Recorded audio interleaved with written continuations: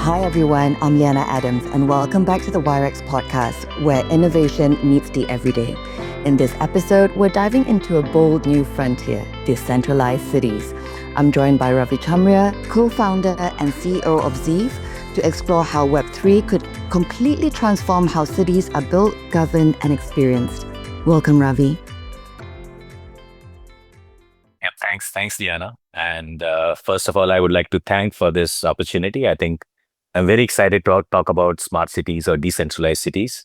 It's a very profound concept and taking shape for the good use of citizens. So yeah, very excited to be here. Yeah, we're really excited to have you here as well. Perhaps we can start with, your journey and your professional background, how you got to where you are. Yep. So I've been in the IT space mostly as an entrepreneur for almost 25 plus years. I started my journey with the .com in 98, then got into startup consulting, working with various exciting startups and in the e-commerce and then in the fintech space. So I was a part of a fintech startup for almost 7, 8 years as a CTO. Before I got into blockchain in 2017, initially working with various enterprises and banks to help them navigate the blockchain tech, helping them doing POCs, pilots, and some production systems, and helping their infrastructure compliances, etc. And while working with enterprises, we saw an opportunity there was a need for managed infrastructure, especially from a compliance, security, SLA standpoint. So we started Zeeve about 5 years back, helping with launching your own custom networks or launching your own blockchain journey with us. And it has been quite a journey in last 7, 8 years in the blockchain space, especially with Zeeve. We have now today serving in almost 50 plus production networks, quite a few enterprises as well as crypto native customers, and a strong partnership ecosystem. So yeah, so it has been an amazing journey and a lot of innovations that we were part of. So and I'm the co-founder CEO and has been leading. We are a team of around 70 people with expertise in blockchain, DevOps, and marketing. Wow, that's amazing. That's a great experience, right? First off, how would you define a decentralized city? Is it just a buzzword or is there any substance to it? Yeah, so decentralized city, and I think if we talk about, I see this as a subset to the larger concept called smart city, right? So when we talk about decentralized city, we are talking about using blockchain tech for some of the core areas like identity or record management or contracts or micropayments and decentralized governance. And then if we combine this with IoT, AI, edge computing, then we are talking about a complete smart city. So decentralized city, I believe, is where it's not that government is not playing any role. It's about creating an urban system which is much more open, transparent, and where citizen participation is there. Right. So if you see the traditional structure, traditional cities, the information and decisions are highly centralized. They are held by the authorities, corporations, or the centralized legacy systems, right? And what it stifles is it creates a lot of bureaucracy. It creates a lot of cost of managing the data, and the data availability as well as data provenance at times is a massive challenge. And that's where I believe in a decentralized city, data flows securely, transparently, and it can be easily audited or verified because most of the data is on chain, right? And on top of it, it empowers the citizens to become more participative in the governance or the on the design. So it's a very interesting concept, and it's great to see that it has started taking shape. So, what do you mean by, having the residents or citizens to be more participatory? Yeah. So when we see, that is the difference between on chain and off chain, right? So when if you see any centralized system, we citizens are, let's say, beneficiary of a service. It may be some kind of subsidy which is given by the government, right? Now you know that, okay, there's a subsidy plan, there is a subsidy process, but then on the ground, what exactly is happening? Is this subsidy being distributed in a proper fashion? It is actually reaching the right beneficiaries, right? So when the data becomes on chain, and citizens automatically become part of it. So that is one example where, now with on chain data, you have more transparency and you can see the process. The direct participation or active participation, if you talk about, let's say, blockchain based voting, or where, or blockchain based participation in governance, or Right. even the system design. So there you have more active participation from citizens, because now you are creating a more decentralized and trustless system. Right. That's really interesting. Do you think blockchain should ever have a role in managing cities, or is that a technocrat's dream? So no, I would not say it's a technocrat's dream, because we are already seeing quite a few pilots and implementations happening as far as decentralized cities are concerned. I would say it's more of a techno tool set, or a protocol which can build systems that are more accountable and resilient, right? Especially when we talk about highly large complexities. So, Mhm. but at the same time, blockchain is not a panacea. It cannot solve everything.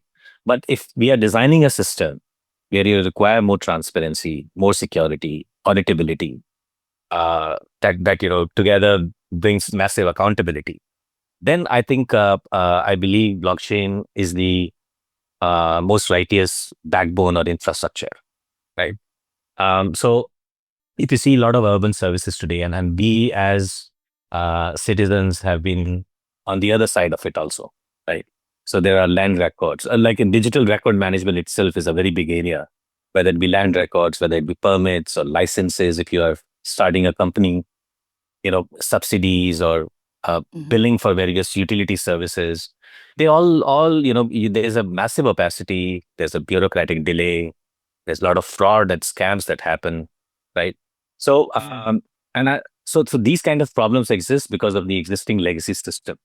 And once we bring in more transparency and accountability into the system using decentralized protocols, I think it will make a massive change.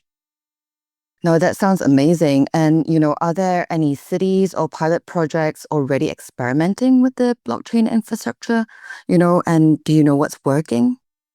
Yeah, no, absolutely. And in fact, fortunately, when we started our journey before Z, for 3, 4 years, we worked with quite a few enterprises, but at the same time, we did a lot of POCs and pilots with the government. So there are quite a few areas, but one which is, I would say, area which is very important, and that encompasses a lot of departments, is the digital record management, right?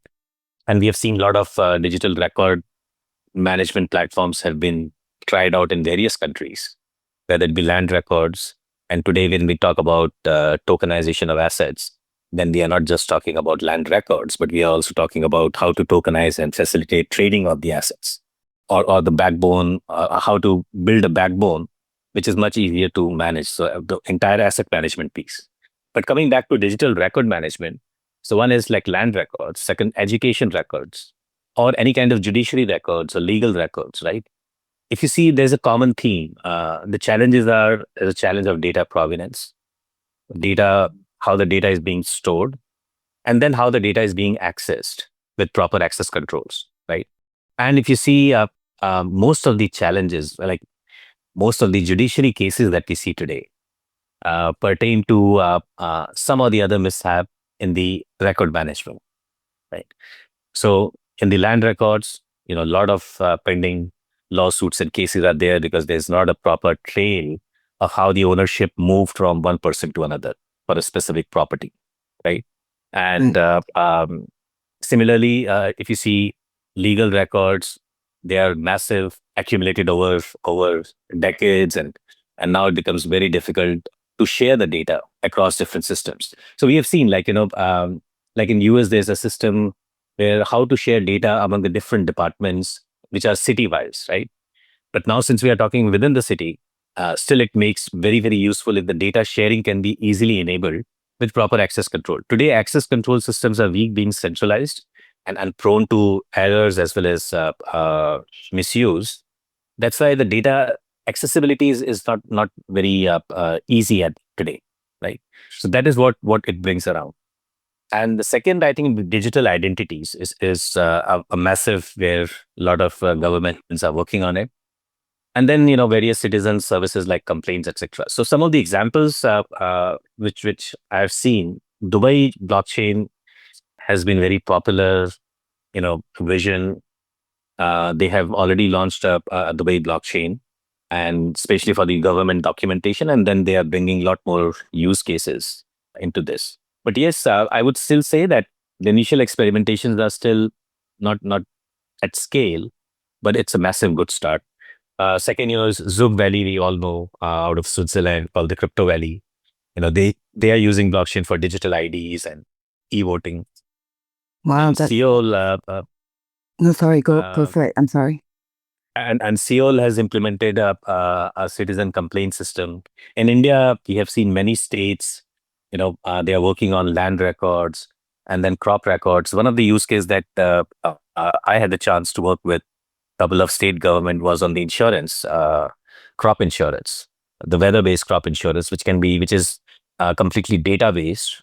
So you can create a smart contract and you can pull the data from oracles, using oracles from the field as to what the climate conditions have been, the amount of rainfall or drought, etc. And based on that, you can automatically settle insurance claims to the farmers, right? So it's a lot of, I think, in various countries we are seeing, blockchain projects being implemented as pilots, and I think some of them are soon going to go into scale.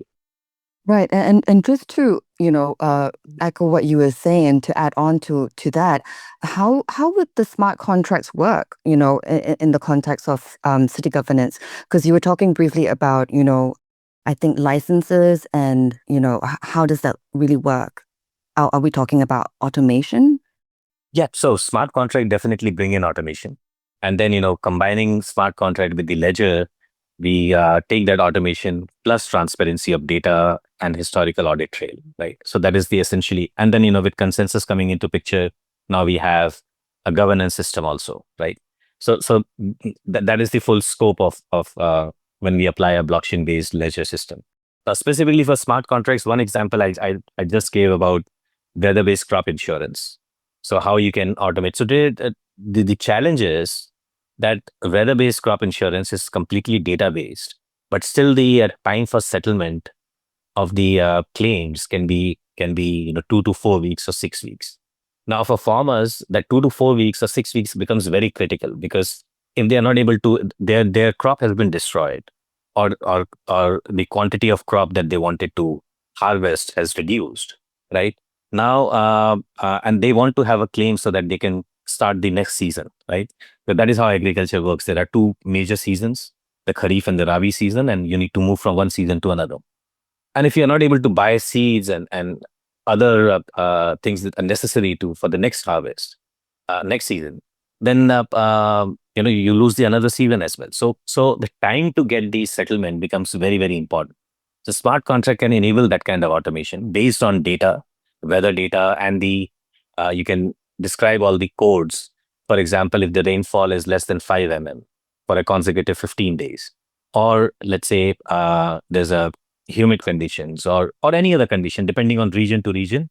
So you can define all those conditions, and then there are IoT devices which capture this data, and you can bring that data through Oracle into a smart contract, and smart contract can actually take a decision and settle the claims.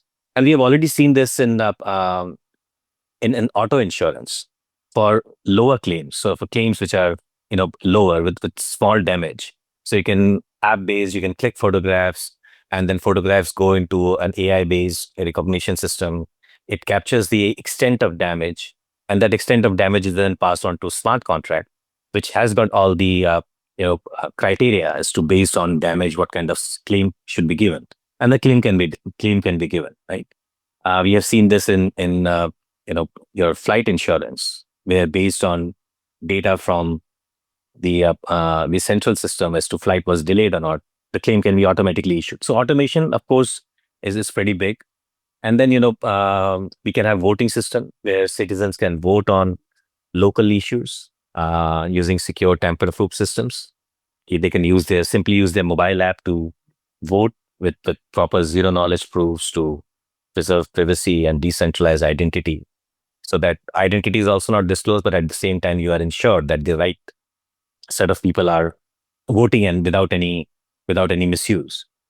Permits, under the digital record management, there was another use case that we worked, and I think that is very prominent is when we talk about, let's say, different kind of certifications. And blockchain-based education certification have already become a very common. They are being used not just in India. I've seen that in Middle East. I've seen that in US. So, so that is one. And there the use case is verification. So you're using smart contract to verify a certificate. So today what happens, let's say you go for higher studies, you need to submit tons of documents, right? Your high school and then your college degrees and work experiences, etc. Now, the college is going to send these documents back to the issuing authorities. And you may have, done schooling from two different schools and different college. And so different issuing authorities are there. And it takes a lot of time for verify all these documents. So there's a cost involved, there's a time involved, and somebody is bearing that cost. Now with blockchain-based system, you can easily verify without even going back to the issuing authority. And this use case is now being expanded to other kind of digital records, whether it be there was a use case that we did in Middle East where power of attorney documents are being issued, right? And but whenever, let's say you are holding a power of attorney document, now if you want to use it for any banking work or any other work on behalf of the organization, then the recipient is going to get it verified through the court every time you use it. That's a waste of time and money, right? With blockchain-based verification, you can verify it instantly. So I think these are some of the use cases where smart contracts bring in massive automation, saving costs, saving time, and at the same time adhering to the predefined rules. So there are no human errors or misuse of the system. So and you can extend. There are massive use cases. That's amazing. I mean, it sounds so futuristic in a sense, but it's already here, right? So it's really exciting. But if we decentralize city services, right, who becomes accountable when something fails? Because, something will always fail, right? At some point. Yeah, I'd love to hear your thoughts on that. Yeah. So I would say that, decentralization is a journey. And I believe somebody said that. It just stuck to me. So decentralization. So when we say decentralized city, we are not talking about 100% decentralization, right? In most of the cases, it does not even make sense. And second, I think it's not practical. So what I believe is that decentralization will happen over a period of time. And any decentralized architecture needs to be very thoughtfully designed. So if you see a typical decentralized model, you have code that enforces rules. As we talked about the smart contracts, there are nodes which are validating the compliance or bringing consensus. And then there are governance frameworks which defines the roles and the escalation paths.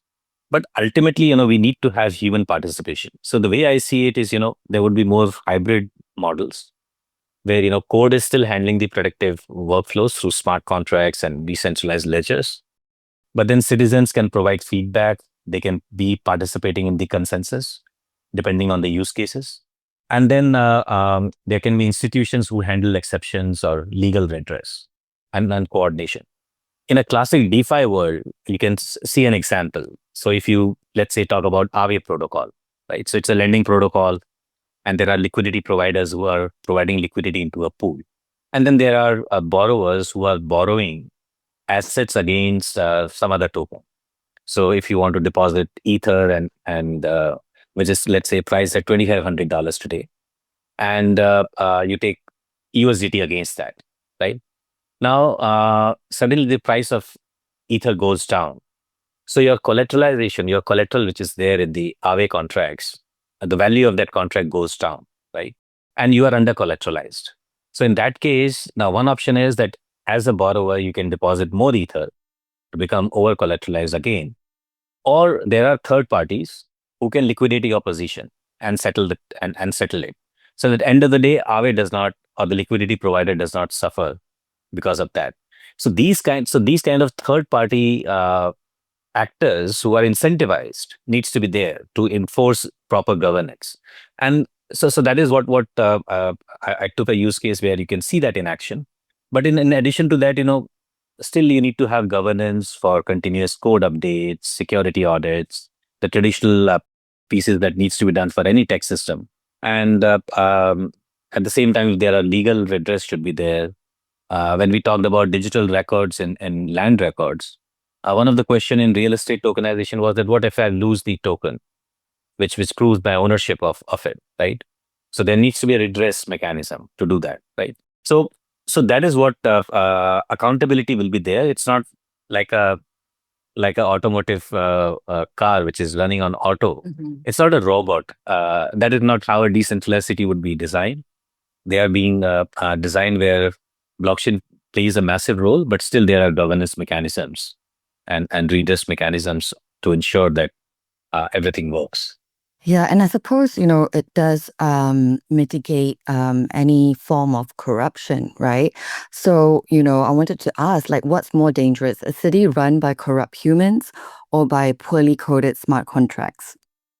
Yeah, so that's a very interesting question. I was watching a video about a month back where I don't remember it. So one of the IT stalwarts, he was talking about that, like today on roads, we see a lot of accidents. So we see human errors leading to accidents, right? But and so there are a lot of laws and checks and balances, but still there are massive number of accidents that still continue to happen on road every day. Vis-a-vis that, when first the your autopilot cars came in, autonomous cars came in, and they had a bug, they created a issue. So they were immediately banned. They had to go back, spend another few years to fine tune it before they could launch again, right? So I would say both are dangerous, but a poorly coded smart contract would be more dangerous. Like in the example of car, a bug in a autonomous car will be applicable to all the autonomous cars, right? So the issue can happen at scale.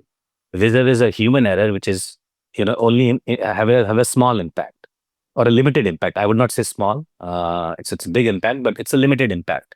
Vis-a-vis, so same if you talk about a decentralized city, if you talk about a smart contract which is coded poorly or a proper audits have not been done, then the damage can be irreversible. It can be instant. It can be highly at scale, and it can lead to massive draining of funds or breaking workflows or freezing services and so on and so forth. So it can be a massive nuisance to citizens if let's say it is being used for citizen services. Vis-a-vis that, human errors are also or corrupt humans are also very dangerous. So I believe that we need to have checks and balances. For humans, I would say transparency. You need to have audits, the public scrutiny, and then combine that with the properly designed smart contracts that have formal verification. There are security audits that have been properly done and frequently done whenever new upgrade has happened to the contracts and newer, like typically when any IT system you need to continuously update and upgrade it to ensure that it runs as expected. Yeah, when you were talking, it made me think about, as you were talking about the poorly coded smart contracts, right?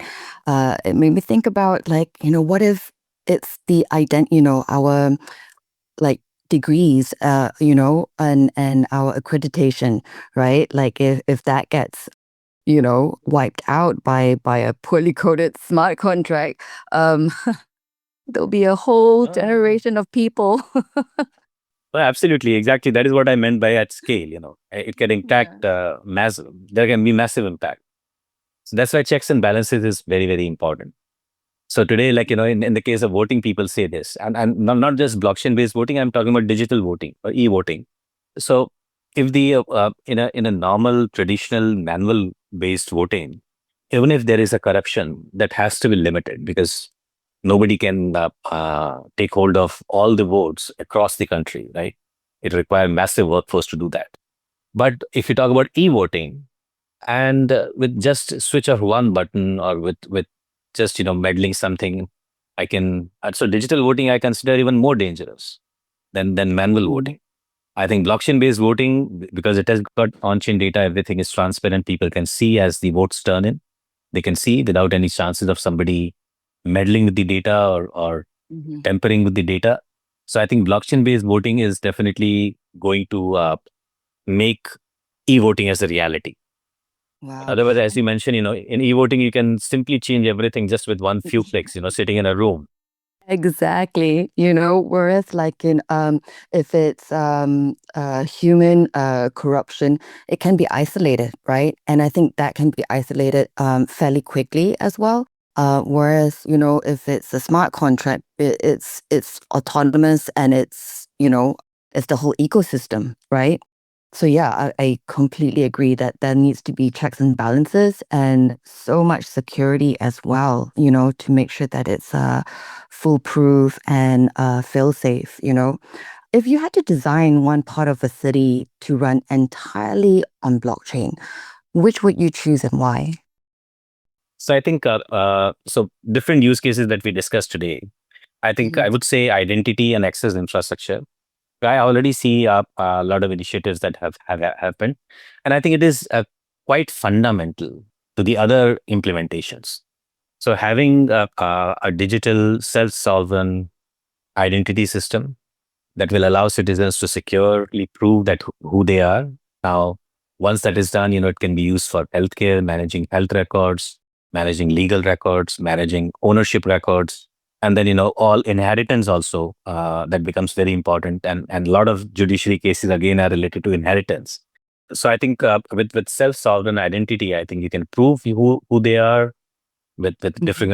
different record management. They can also control the data that they own, and have sharing of data. So we earlier I've talked about data monetization and data economy.